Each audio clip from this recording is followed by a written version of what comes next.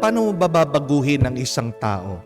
Kung merong isang napakahirap gawin, ay yung mapagbago ang isang tao. Hindi po ba? Mas madali pang patagin ng bundok, mas madali pa nga ngayon na gumawa ka ng bagong isla kesa sa mabago mo ang isip at puso ng isang tao. There are just 3 reminders I want to leave to you whenever we want to change a person. First, you cannot change a person. If you're trying to change a person, first, try to change yourself. We can guide persons to change, but it is not us that can change the hearts and the minds of people. Ito ang pinapaalala sa atin palagi sa Mabuting Balita. It is God who changes the hearts and the minds of men. Kung nga minsan ang sarili natin gusto natin baguhin, hindi natin magawa-gawa. Yung pa kaya mga ibang tao. Di ba madalas gusto naman nating magbago, pero pag meron na tayong pagnanais na magbago, bakit nahihirapan tayo? Kung nga sarili mo, nahihirapan mo ng baguhin, paano mo papabaguhin ng iba? Di ba? So, if you want to change people, what should you do? First, you must ask the Lord for it. But second, you must begin the change with yourself. And when people do not change, what can you change? Your perspective, your attitude, your character. Mas madaling baguhin ang sarili kaysa sa baguhin mo ang iba. Alam natin ang kasabihan. Bago mo linisin ang mata ng iba, tingnan mo muna ang sarili mong mata. Bago mo kutsain, laitin, husgaan ang iba, bakit hindi mo umpisa na suriin ang iyong sarili? So, do not try to change others, but guide them to change. If you want people to change, then ask for the grace of conversion. Only God's grace can change a person. Amen? Second, pangalawa, nagbabago po ang tao para sa 4 na dahilan lang. People change only for 4 reasons. What are these 4 reasons? Number 1, they change when they are hurt. Second, they change when they are inspired. Third, people change when they learn. And fourth, people change when they are blessed. Memorize that. Una, ang tao nagbabago pag nasaktan. Ang taong nagbibisyo, magbabago lang yan pag nakita na niyang umiiyak, nasasaktan na ang kanyang pamilya sa kanyang ginagawa. Ang isang taong hindi niya matigilan ng pagkain sa matamis, magbabago lang yan pag sinabihan siya ng doktor na kung hindi siya titigil, mamamatay siya. Ang taong lulong sa bisyo, titigil lang yan pag nabenta na niya lahat ng kanyang ari-arian. Kung hindi yan masasaktan, mauubusan ng kayamanan, hindi magbabago yan. Maraming nagbago dahil nasaktan sila. Isa na po dyan si San Pablo, kung maalala nyo, nahulog sa kabayo. Kung hindi mahuhulog sa kabayo, kung hindi siya nabulag, hindi siya magbabago. Magpapatuloy pa rin niya ang pagdakip sa mga Kristiyano, ang pagpaslang sa kanila. Sabi nga po in Proverbs 20 verse 30, that sometimes a painful experience is needed to change our ways. Kung hindi ka madadapa, hindi mo babaguhin ang iyong daan. Di po ba? Sometimes you need to fall in order to change your route. Pero pangalawa, nagbabago ang tao pag inspired siya. Tumitigil sa pagbibisyo dahil nagkaanak na. Nagsusumikap na magtrabaho dahil matanda ng mga magulang. Inaayos ang pag-aaral dahil merong pangarap. If you want to change, you need an inspiration to change. Without that inspiration, you will remain to do your vices, to return to your sins. Pangatlo, nagbabago po ang tao pag natuto na siya. Pag paulit-ulit na yan nakulong at makikita niya na napakahirap sa piitan, siguradong ayaw na niyang bumalik. Kung paulit-ulit na lang nagkakasakit, siguradong hindi mo na mapapakain yan ng mani dahil sasakit ang paa niyan. Hindi mo na mapapakain yan ng chicharon dahil siguradong sasakit ang batok niyan. Kung paulit-ulit na yan na nalugi sa business, siguradong iibahin niya ang kanyang diskarte. Wisdom, our learnings, will help us to change for the better. Pero pang-4 at kahuli-hulihan, nagbabago din po ang tao pag siya ay binasbasan na ng Diyos. Pag ang isang tao ay muntikan ng mamatay, nagkaroon ng second chance sa kanyang buhay. Makikita mo yan, magseserve na sa simbahan, magiging mabait na. Dati mahirap, pero dahil umasenso, ngayon naging matulungin na sa kapwa-tao. Dahil pinatawad ng misis, nagpapasensya, naghihintay sa kanya. Ngayon, naging napaka-sweet, naging napaka-faithful, naging tapat na siya. Pag binasbasan ka na ng Diyos, malalaman mo na naghihintay palagi ang Diyos sa iyo na magbago. Kaya nga, kung gusto mong magbago ang isang tao, kailangan mong tandaan lahat ng mga dahilan na ito because there will always be many reasons for the conversion and the transformation of a person. And the change of a person does not happen overnight. Di po ba? Kung gusto mong magbago ang isang tao, kailangan matuto kang maghintay. Kailangan respetuhin mo ang proseso. Wala naman pong buto o binhi na katanim mo, natulog ka lang kinabukasan puno na yan. Di po ba? Wala naman po nakapanganak pa lang, sanggol, pagkatapos ng isang araw, lumaki na yan, matanda na yan. At ganyan din po sa pagbabago ng isang tao. You want a person to change, then learn to wait. And ask the Lord for all of these factors to be experienced by this person. Marami ang dahilan para magbago ang isang tao at hayaan mo lang na dumaan siya sa prosesong ito. Matagal? Oo. Pero ang mahalaga, pagdating ng araw, magbabago yan. Di po ba? Pangatlo at kahuli-hulihan. Oo, ang tao, pag nagbago, magbabago para sa isang dahilan. Pero, magbabago lang ang isang tao para sa isang tao. Do you understand? If a person will change, that person will only change for one person. And who is that one person that person will change for? Para kanino magbabago ang isang tao? Para doon sa minamahal niya. A person will change only for the one. And who is the one? That person that he loves, she loves, that person that loves him or her. Kaya nga po, ito kung hindi nagbabago ang asawa niyo, kung hindi nagbabago yung mga anak niyo, kung hindi nagbabago yung kapitbahay mo, anong ibig sabihin? Hindi ka mahal. Ouch! Ang sakit nun. Di po ba? Kasi kung talagang mahal na mahal ka, magpapakabuti yan. Pag nakakilala na nililigawan, hindi niyo po napapansin, nag-iiba ng forma. Pag in love, pag sinusuyo, mag-iiba ng pananalita. Kasi mahal eh. Pag hindi na ganong kabait, nag-iba ng ugali, ibig sabihin, may iba ng minamahal o baka nagkukulang na sa pagmamahal. Ang nakakapagtaka ito, bakit si Jesus napagbago niya yung mga tao? Narinig naman natin sa Ebanghelyo tinawag lang niya si San Mateo. Itong santong ito dati makasalanan, korap, napakatakaw sa pera, kinamumuhian na maraming tao. Pero nakita lang niya doon sa kanyang opisina, tinawag niya, iniwan daw lahat ng kanyang trabaho, yung kanyang dating ugali, sumunod kay Jesus. Bakit napagbabago ng Panginoon ang mga tao? Kasi, di ba, ang Diyos pagmamahal. Because God is love. So, if you want to change people in your life, you should be like God. Be loving. Pero hindi Kaya hindi natin napagbabago ang mga tao sa buhay natin kasi hindi tayo mapagmahal. Admit it. Amen?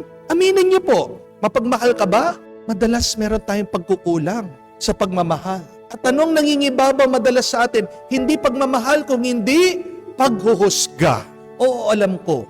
Ilang beses na nagtaksil yung asawa mo, hindi lang nagkaroon ng isang anak. Ngayon meron na naman bagong anak sa ibang babae. Masakit, pero nararamdaman ng tao yun pag hinuhusgahan mo siya. Let us try our best not to judge people even if they have hurt us. Because remember, judgment will never change a person. Hindi ang paghuhusga ang makakapagbago sa isang tao. Only God can judge what is inside of our hearts. Pero napakahirap Hindi po ba? Na paranas mo, paramdam mo yung pagmamahal dahil alam natin tao lang tayo. Pero may pamamaraan. Paano mo mamahalin ang isang tao kahit na siya'y nagkasala. Gawin natin yung paraan ng ating Panginoon. And Jesus always tries to see the good inside of each and every person. That is the way of Jesus. Jesus tries to see the beauty inside of each and one of us. Tayo, anong ginagawa natin? Ang palagi natin pinapansin yung pangit, yung hindi maganda na ginagawa ng tao. Yung nagawa niya dati pa. Meron na nga siyang ginagawang mabuti ngayon, hindi mo pa mapansin-pansin. Bakit? Kasi you cannot let go of that painful past. You cannot forget the wrong that he or she has done in the past. Hindi magbabago ang tao. Pag ganyan pa rin ang attitude mo, ang mentality mo, ang iyong pagtingin at pagtrato sa tao. That is the third and I think the most important. If you want to change a person, be like Jesus. Be extremely loving. Do you pray to be extremely loving? Ano madalas sa mga pinagdarasal natin? Lord, gumaling po sana ako. Lord, sana mabayaran mga utang. Lord, pagbago naman ng asawa ko, mga anak ko. Pero nasaan yung pinagdarasal mo? Panginoon, sana makamukha kita na sobra-sobra sa pagmamahal. Diba? Hindi man natin madalas pinagdarasal yan. Kaya nga, palagi tayong frustrated sa sarili natin. Palagi tayong disappointed sa ibang tao. You can only change yourself and others through love. Amen? Ito po yung ating ipagdasal. Una, that we should change ourselves before we change others. Second, we ask the Lord to continuously work to give us reasons to change, to give people reasons to change. And third, that we might be like Jesus, truly loving, fully loving, to change the world, to change others, and to change ourselves. Kung kayo po ay pupunta sa hospital, anong makikita nyo doon? Mga taong may sakit, di po ba? Pag kayo po ay pumunta sa kulungan, ano po makikita nyo? Mga preso, mga nakakulong, mga taong nakagawa ng kasalanan o masama. Di po ba? Pag kayo po ay nakapunta sa mental hospital, ano po makikita nyo doon? Mga taong baliw o sira ang ulo. Di po ba? Kung nandito po kayo sa mundo, anong makikita nyo? Mga baliw, mga masasamang tao, mga taong may sakit. Ang makikita mo kung ikaw ay nabubuhay dito sa mundo, mga taong hindi perpekto. Amen? Gusto mo bang makakita ng taong perpekto? Gusto mong makakita ng taong banal? Saan ka pupunta? Sa simbahan? Hindi. Kasi minsan, di po ba, yung mga taong simbahan, hindi rin perpekto. Minsan yung mga taong simbahan, marami ring kasalanan. Di po ba? Hindi rin perpekto ang mga taong simbahan. Saan ka pupunta para makita mo yung mga taong banal, mga taong perpekto? Hindi sa langit.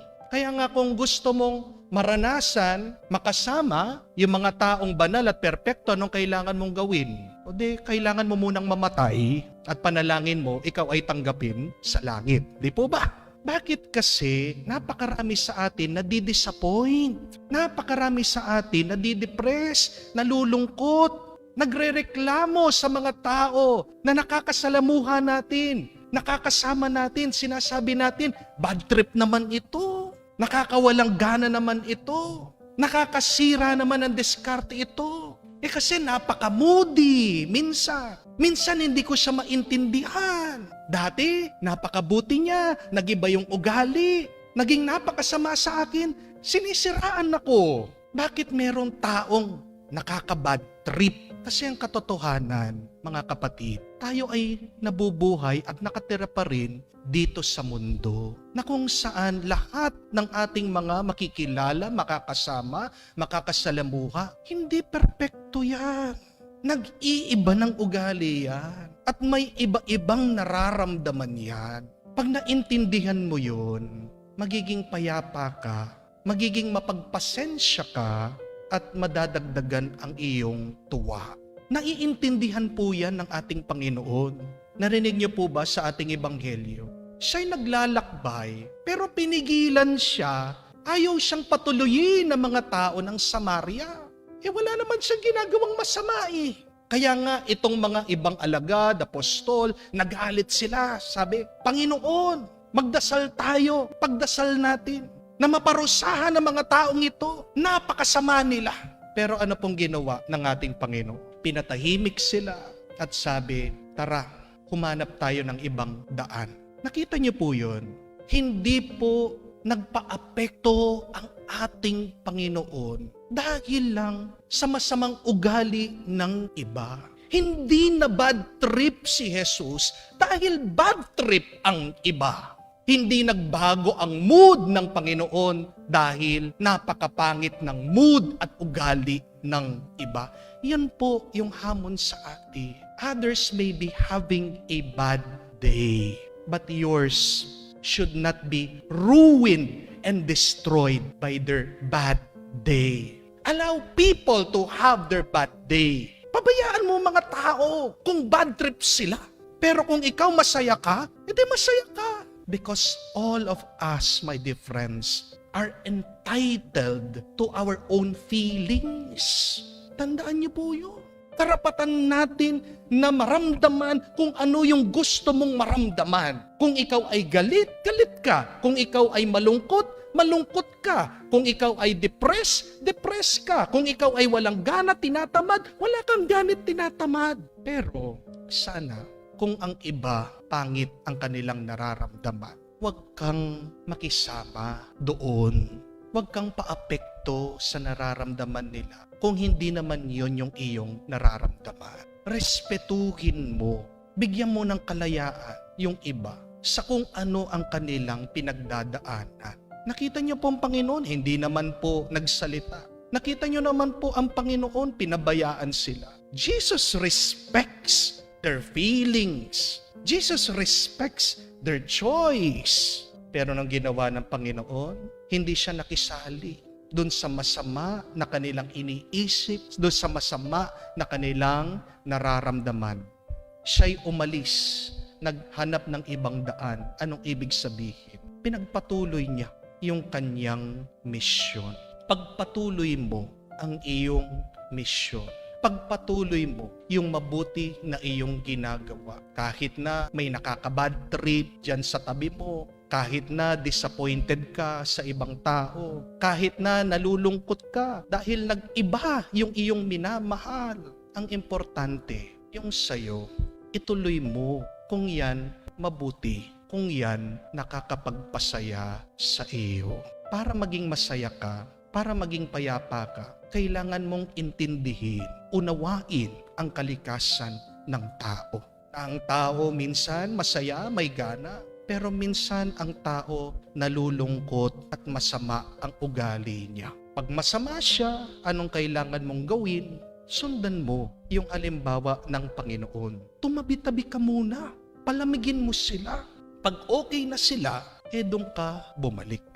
Parang sa larawan, ganito lang po yan eh. Pag nakakita ka ng isang galit na kalabaw na nagwawala, ano po ang kailangan niyong gawin? Di ba? Kailangan umiwas ka. Di po ba? Pero meron mga iba, sasabihin nila, hindi ko naman sinaktan yung kalabaw na yan eh.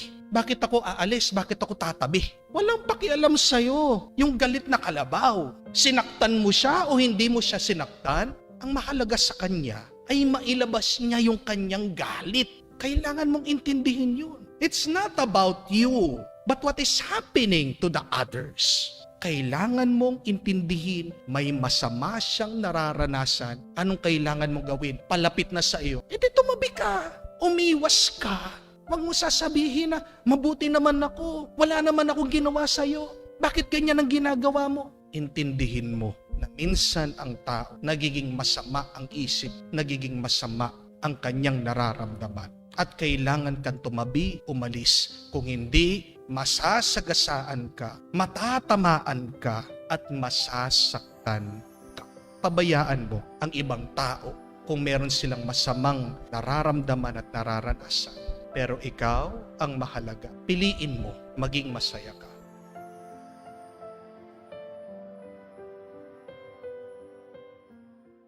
Bakit ba may taong masama?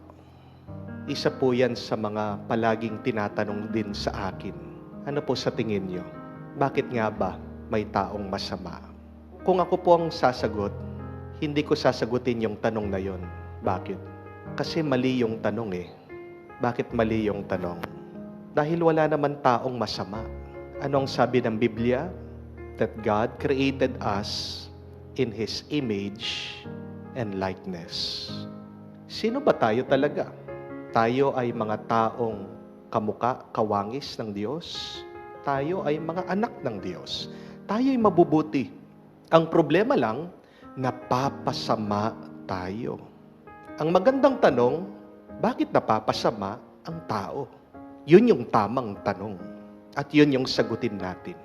Ang pinakadahilan bakit napapasama ang tao ay dahil sa masama.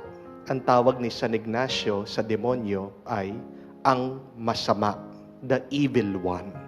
And we heard in this gospel the effect when somebody is being possessed by the evil one. Itong tao daw ay nagwawala. Itong tao ay sinusugat niya ang kanyang sarili. What does that mean? That person was abusing himself. Mag-ingat tayo pag inaabuso natin ang ating sarili. Ibig sabihin, pumasok na ang masama sa atin. At mag-ingat din tayo pag inaabuso natin ang iba. Yan din ang tanda na nasa iyo na ang masama, that you are now being possessed by the evil one. Narinig din natin dito sa ating kwento sa Ebanghelyo na yung mga tao, tinali nila itong taong sinaniban ng masamang espiritu. They chained him up. Tanong ko po sa inyo, makatao ba yun? Yung itatali mo yung ibang tao. Nakikita mo, hindi na nga tama ang pag-iisip, hindi na nga tama ang kanyang kilos. Tinrato mo pa siyang mas malala pa sa hayop eh. Buti nga yung mga baboy na alaga nila, hindi nila tinatali. Ito tao ito. Ito dapat wangis kamukha ng Diyos. Pero ano yung trato mo sa kanya? Mas mababa pa sa baboy. Yung baboy, pwedeng gumala-gala. Pero yung tao, tinali ng tanikala, kawawa.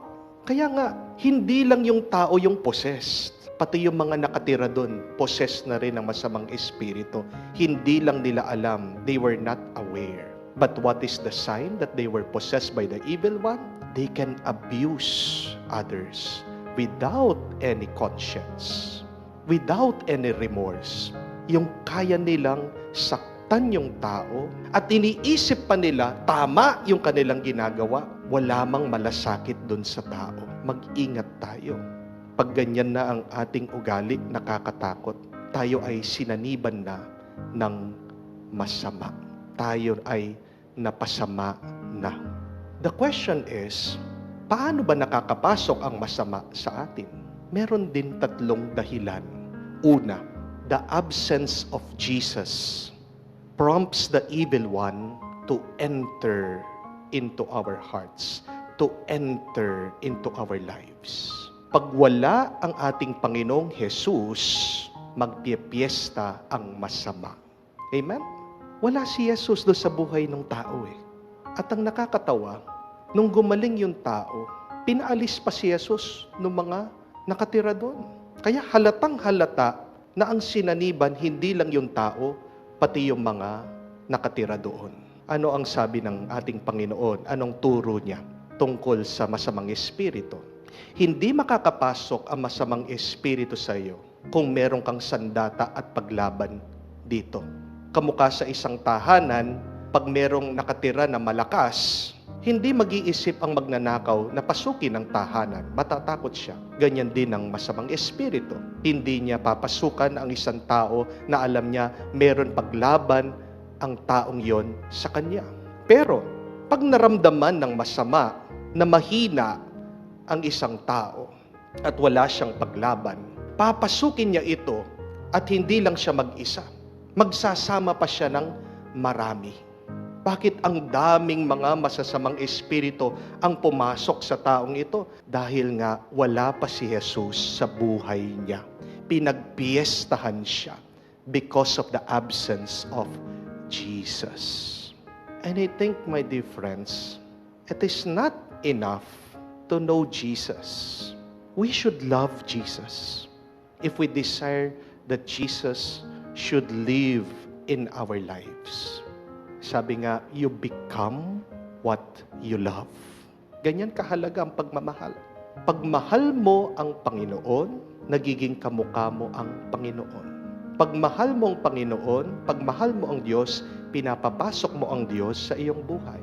At pag nakapasok na ang Diyos sa iyong buhay, nagkakaroon ka ng sandata laban sa masama. Ito yung tinatawag ni San Pablo bilang the armor of light. To defend ourselves against the evil, we must allow Jesus to live in our hearts. We must allow the presence of Jesus to live in our lives. Pangalawa, napapasama din tayo dahil wala tayong pagmamahal sa Diyos. Napapasama tayo dahil mas mahal natin ang kayamanan kesa sa Diyos. Narinig niyo po na pagkatapos lumabas ng masamang espiritu, pumasok daw dun sa mga baboy. At itong mga baboy ay nag-suicide. Sila'y nagpahulog doon sa tubig. At nireport itong kwentong ito doon sa mga may-ari. Lumabas yung mga tao. Bakit pinapaalis si Jesus? Hindi ba sila masaya na wala na yung masamang espiritu doon sa tao? Natakot daw sila. Natakot sila o naiinis sila dahil nalugi sila? Higit daw 2,000. Libo-libo yung mga baboy. Paano yung kanilang kabuhayan? Paano yung kanilang business? Yun yung iniisip nila. Hindi nila nakita yung presensya ng ating Panginoon. It is difficult to love God when you love wealth more. Tandaan niyo po yan. Pag mas mahal mo ang kayamanan, napakahirap magmahal at sumunod sa Diyos. Why is that? Dahil pag pinupuno mo ang iyong kalooban at puso sa pagnanasa mo sa kayamanan, wala nang puwang para makapasok ang Diyos dyan. It is difficult for God to live in our hearts, to live in our minds, if we are preoccupied with work, with our livelihood, with how we can become more wealthy and rich. Kaya nga, we have to clear a space really for God. Tandaan po natin, at pag nagumpisa ka na, mahalin mo ang kayamanan. Yan yung bitag ng masama. Isang paraan niya para makuha niya tayo. Anong sabi din ng banal na kasulatan? The love of money is the root of all evil. Bakit napapasama ang tao? Because of the love of money. Thirdly, bakit napapasama din ang tao? Ito po ay dahil malayo tayo sa ating pamilya. Nung gumaling po itong tao na sinaniban, gusto daw sumama kay Jesus. Hindi siya pinayagan. Anong sabi ni Jesus sa kanya? Go home to your family. Umuwi ka sa iyong pamilya. Here we see that maybe one problem why that person was possessed is the fact that he was separated from his family. Malayo siya sa kanyang pamilya. Ang pamilya para sa ating Panginoon ay isang lugar ng kabutihan, pagmamahal at kagalingan. When the family is broken, persons will also become broken. Amen? Paano nabubuo ang ating pagkatao? Pagbuo din ang pamilya. Napaka-importante pong tandaan natin yun. Tignan niyo po, pag ang isang tao nabubuhay sa kasalanan, malayo siya sa kanyang pamilya. Nagbibisyo, pag merong babae, pag nagbubulakbol, hindi po mananatili yan sa pamilya. Napakalayo sa pamilya. At pag ang isang tao nabubuhay sa kasalanan, nanggugulo sa pamilya. But it is only through the family also that that person could be healed. Hindi lang sapat yung tao ay nabubuhay sa presensya ng Diyos. Kailangan din siya'y nakaugnay sa pamilya. Dahil nararanasan natin ang pagmamahal ng Diyos unang-una sa ating pamilya. Ito po yung naging sanhi bakit napasama yung tao. At ito rin po yung nagiging sanhi bakit napapasama tayo. Tandaan po natin. Pag malayo tayo sa ating pamilya, pag mahal na mahal natin ang pera, kayamanan, at pagwala ang presensya ng ating Panginoon. Kalooban po ng Diyos ang maging mabuti tayo. Yan po yung kanyang misyon Maibalik tayo. Mapaalaala sa atin kung sino talaga tayo. Sinasabi niya, mabuti kayo, mabuti ka, banal ka, anak ka ng Diyos, kawangis ka ng Diyos. Pero para maging mabuti tayo, dapat mulat tayo sa masama. At yan, alam na natin kung ano ang paraan ng masama. Ilalayo niya tayo sa ating mga pamilya, ilalapit niya tayo sa kayamanan, ilalayo niya tayo kay Jesus. Napakaganda po nung payo ni St. John Bosco. Sabi niya, sa paglalakbay natin dito sa mundo, manatili sana ang ating mga paa naglalakad sa lupa, pero ang ating mga puso sana manatili sa langit. We can only be holy if we remain in our family, but our hearts fix on heaven, fix on the Lord.